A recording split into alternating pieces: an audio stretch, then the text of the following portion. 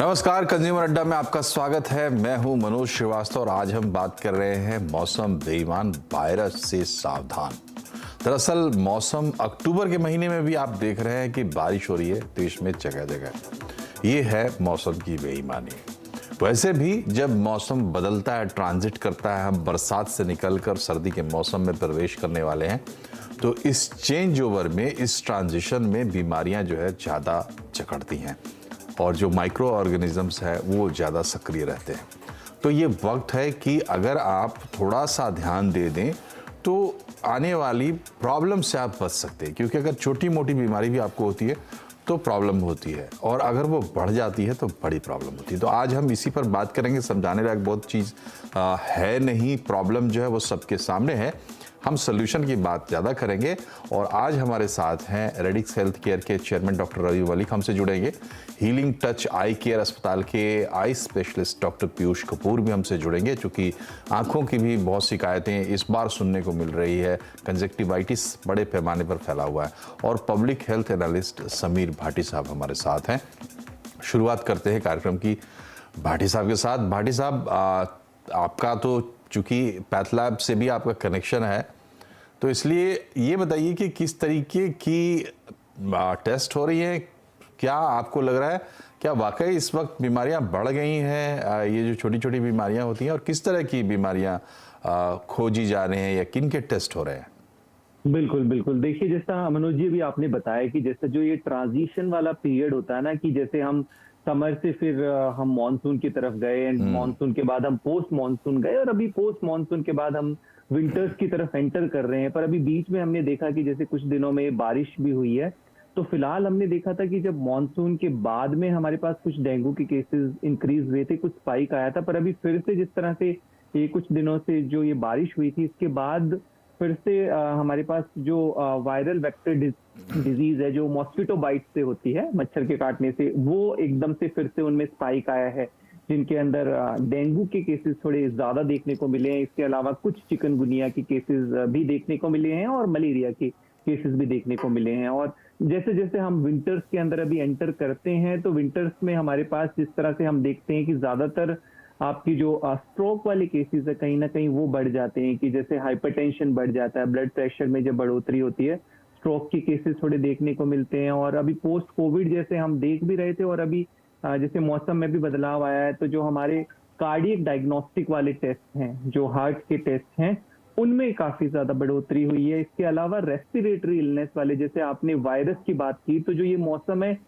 ये सबसे बेहतर मौसम माना जाता है वायरस के पनपने के लिए, क्योंकि जिस तरह से ह्यूमिडिटी एक कारण जिसका रहता है, तो इसमें ये वायरस सबसे ज्यादा एटमॉस्फेयर के अंदर रहता है। तो अभी हमारे पास रेस्पिरेटरी इलनेस की केसेस भी आते हैं, जिसके अंदर हमारे जो चेस्ट से रिलेटेड कैंस है, उनके अंदर बढ़ोतरी हो जाती है। बोन एंड जॉइंट्स की प्रॉब्लम अभी जो है, इस तरह के सीजन में जिस तरह से हम सर्दियों की तरफ बढ़ रहे हैं, वो बढ़ जाते हैं। एलर्जीज के केसेस बढ़ जाते हैं। इसके अलावा अगर हम देखें तो जो कोमोर्बिड वाले लोग हैं, खास तौर पर जिनको अन्य बीमारियां हैं, जैसे डायबिटीज हो गई, हाइपरटेंशन हो गई, इनके फॉलोअप ये इनके टेस्ट में, और किडनी डिजीज जैसे किडनी स्टोन, क्योंकि जैसे मौसम में बदलाव होता है, हमारा वाटर इनटेक कम हो जाता है, हाइड्रेशन कम होता है, तो स्टोन के केसेस भी हम जब देखते हैं अल्ट्रासाउंड के अंदर, वो भी काफी ज्यादा बढ़ जाते हैं। जी डॉक्टर मलिक, ये बताइए कि ये जो इस तरीके की बीमारियां होती, जब मौसम बदलता है, एक से दूसरे मौसम में जब हम प्रवेश करते हैं,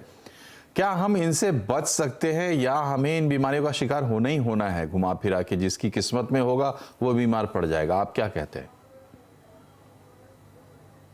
देखिए, आपकी बात बिल्कुल ठीक है कि बदलते मौसम के साथ में तरह तरह की बीमारियां आती हैं। खासकर एज पीडियाट्रिशियन बता दूं तो बच्चों के लिए कुछ बीमारियों का अलग से जखीरा भी आता है, जिसे हम एक्जेंथेमेटस इलनेसेस कहते हैं, जिसमें मीजल्स है, मम्स है, रुबेला है, चिकन पॉक्स है, ये सब चीज़ें भी जो हैं आती हैं। रेस्पिरेटरी इन्फेक्शंस डेफिनेटली काफ़ी ज़्यादा होती हैं और इनकी डेफिनेटली रोकथाम भी की जा सकती है। अब जैसे अगर हम रेस्पिरेटरी इन्फेक्शंस की बात करें तो हम लोगों को ये प्रिकॉशंस लेनी बड़ी ज़रूरी है कि जहाँ पर भी थोड़ी पॉल्यूटेड जगह, वहाँ पर थोड़ा कम जाएं, सडन चेंज ऑफ टेम्परेचर को ना होने दें।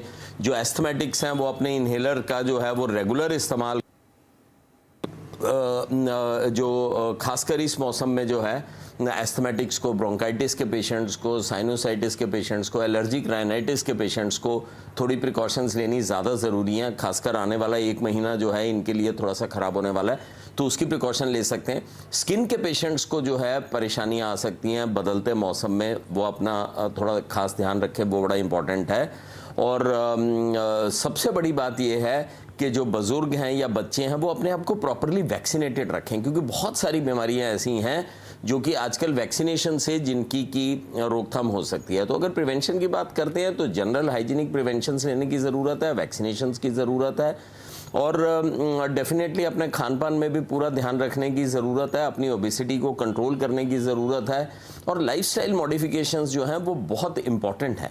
तो मैं समझता हूं कि अगर हम इन सब चीज़ों की तैयारी करके रखते हैं तो शायद बदलते मौसम का प्रकोप जो है वो हमारी सेहत के ऊपर या तो बहुत कम पड़ेगा या बिल्कुल नहीं पड़ेगा। तो प्रैक्टिकली ये सारी जो इलनेसेस हैं दे आर बेसिकली प्रिवेंटेबल, और इनकी प्रिवेंशन के लिए हमारे को खास ध्यान रखना बड़ा ज़रूरी है। जी, तो प्रिवेंशन हो सकती है बीमारियों को, और इसीलिए इसी मकसद से हमने ये कार्यक्रम आज रखा है, और हम बार बार इस तरह की बात करते हैं ताकि अगर आप पहले से जागरूक होते हैं तो आप उससे बच सकते हैं। बहरहाल अगर लोग शिकार हो जाते हैं तो क्या करेंगे, इस पर भी हम बात करेंगे। डॉक्टर कपूर हमारे साथ हैं। डॉक्टर कपूर, ये बताइए, इस वक्त मुंबई में खास करके हम लोग देख रहे हैं कि कंजक्टिवाइटिस की शिकायत बहुत ज़्यादा बढ़ गई है, और मतलब मैं उसको अपनी तरफ से कंजक्टिवाइटिस क्यों बोलूं, आंखों में सूजन, लालिमा, जलन, इस तरह की शिकायतें बढ़ जा रही हैं। अब इसको क्या इसका मौसम आता है, आया हुआ है, हमें क्या प्रिकॉशंस रखने चाहिए, कैसे हम बच सकते हैं? अमूमन जब भी बारिश का मौसम आता है ये कंजंक्टिवाइटिस के केसेस बहुत ज्यादा बढ़ जाते हैं, और ऐसे ही आजकल देखा जा रहा है कि जैसे बारिश हुई है तो एकदम कंजंक्टिवाइटिस के केसेस काफी आ रहे हैं। और सबसे ज्यादा इसमें जरूरी है पर्सनल हाइजीन का ठीक होना, इंसान को ये रियलाइज करना कि ये बीमारी जो है ये एक दूसरे से फैलती है, ये कंटेजियस है। तो इसके लिए उसको ये समझना बहुत जरूरी है कि वो लापरवाही ना करे, पब्लिक प्लेसेस में वो थोड़ा और लोगों से दूरी बनाकर रखे। और जैसे कि लोगों में ये एक धारणा है कि ये शायद देखने से फैलती है, ये गलत धारणा है, ये देखने से नहीं फैलती, केवल काला चश्मा लगाने से उसका प्रिवेंशन या उसके स्प्रेड में रोकथाम नहीं हो सकती। इसके लिए बहुत जरूरी है हाइजीन में कि एक तो टच ना करें एक दूसरे को, पब्लिक प्लेसेस में अगर वो बैठे हैं, जैसे उन्होंने अपनी आंख को छुआ और वो किसी पब्लिक प्लेस में ट्रेवल कर रहे हैं, तो कहीं पे भी अगर वो छूते हैं और दूसरा इंसान उसी पॉइंट पे छुए और अपनी आंख को टच करे तो वो इस तरीके से फैलता है। जी, इंसान को ये बहुत जरूरी है ये करना कि अपने हाथों को फ्रीक्वेंटली सैनिटाइज करें, बार बार कभी भी पब्लिक प्लेस में एंटर करें या बाहर निकले तो सैनिटाइजेशन अपने पास रखे सैनिटाइजर और उसको इमीडिएट यूज करें, और फ्रीक्वेंटली अपनी आंखों को धोते रहें। फ्रीक्वेंट वॉशिंग बहुत जरूरी है। And do not touch your eye. अगर आपको आंखों में कोई जलन का एहसास हो रहा है, आपको कुछ ऐसा लग रहा है कि कुछ खुजली हो रही है, फिर भी आप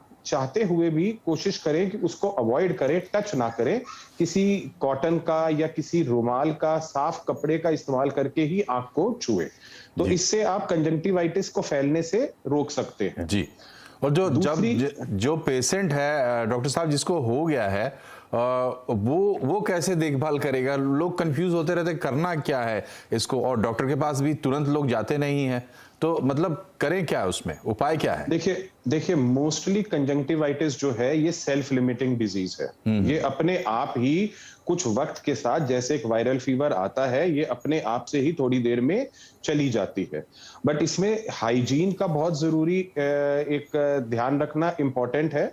आपकी आंखें अक्सर आप देखेंगे कि सुबह चिपकी हुई मिलेंगी, तो उसके लिए गुनगुने पानी में रुई डिबोकर अच्छे से आंखों को साफ करें, और कोई भी एक रूटीन एंटीबायोटिक जो आपको ओवर द काउंटर मिल जाती है उसका इस्तेमाल करें, और उसको कम से कम दिन में 5-6 बार यूज करें। आइसोलेशन घर में बनाए रखें, बच्चों से थोड़ी दूरी रखें।